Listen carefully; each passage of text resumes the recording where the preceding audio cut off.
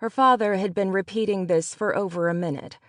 When outraged, his voice became a mythic roar, to the extent that it seemed odd he wasn't holding a trident. He suddenly looked naked without one. "But Byron's a genius. Every time I leave the house, all I see are Gogol products." This statement was almost a whine, high-pitched, with a hysteria that made Hazel think of overzealous infomercial entrepreneurs.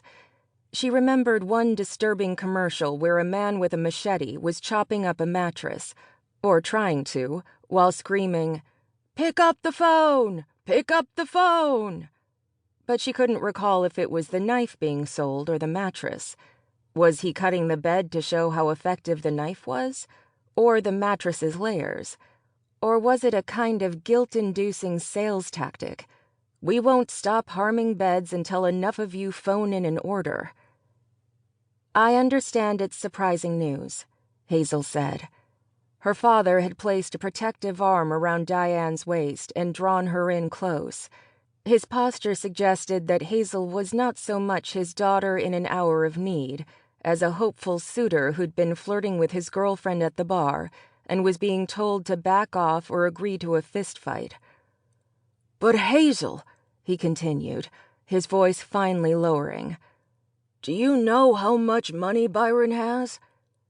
"Listen," Hazel begged. "I know you want to have a private sexual revolution with Diane, and I am all for it. I have noise-canceling headphones." This was a lie. She certainly used to have these and so many other gadgets, but she'd made a point of not packing a single product from Byron's company.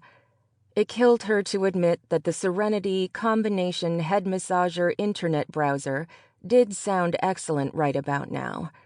The device, no bigger than a set of earmuffs, expertly rubbed users' temples while a beam of light projected images of any search term spoken aloud.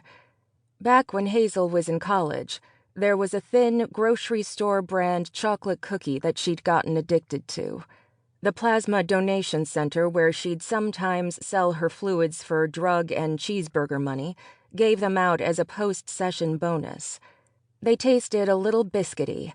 Hazel's dorm roommate refused to eat them, saying that the cookies seemed designed as treats for an imaginary species somewhere between golden retriever and human toddler on taxonomy charts.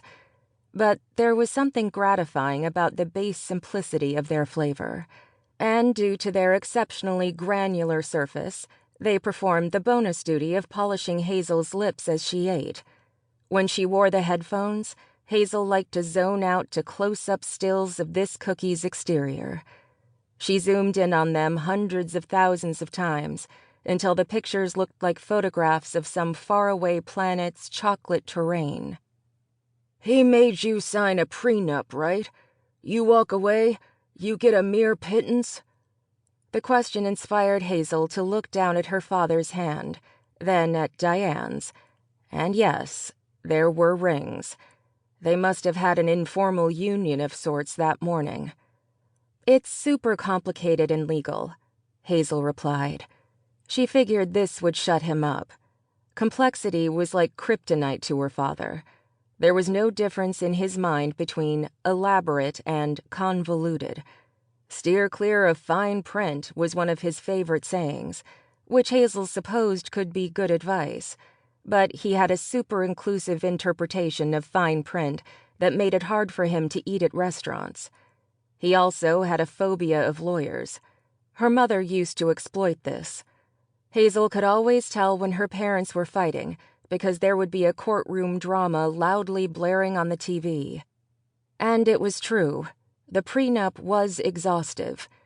It had caused her father's lawyer phobia to rub off a little on her, too.